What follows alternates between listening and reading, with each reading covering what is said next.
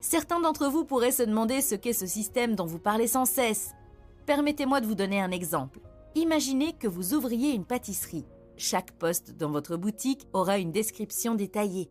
Cette clarté garantit que chaque travailleur sait exactement ce qu'il doit faire et comment le faire. De l'achat des ingrédients à la propreté du magasin, en passant par le balayage des sols, le nettoyage des poêles et les transactions à la caisse. Pour les boulangers, il y aurait des directives claires sur la façon de cuire les gâteaux, les réglages de température des fours, la durée de cuisson de chaque type de gâteau et les recettes secrètes qui rendent vos gâteaux spéciaux.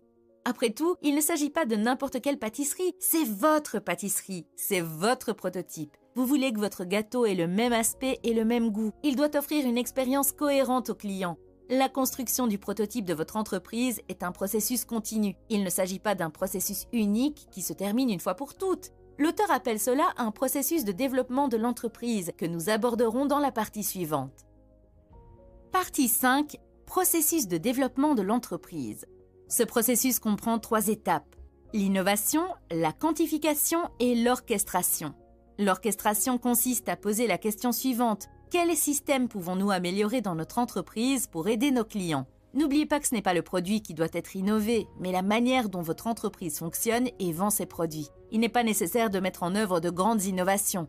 Par exemple, quelle couleur de costume vos employés doivent-ils porter pour réaliser le plus grand nombre de ventes ? Est-ce un costume marron, bleu ou noir ? Testez-le pendant 2 semaines. Vous constaterez peut-être que même votre meilleur vendeur gagne moins d'argent lorsqu'il porte un costume marron et que les ventes de votre pire vendeur ont presque doublé lorsqu'il portait un costume bleu.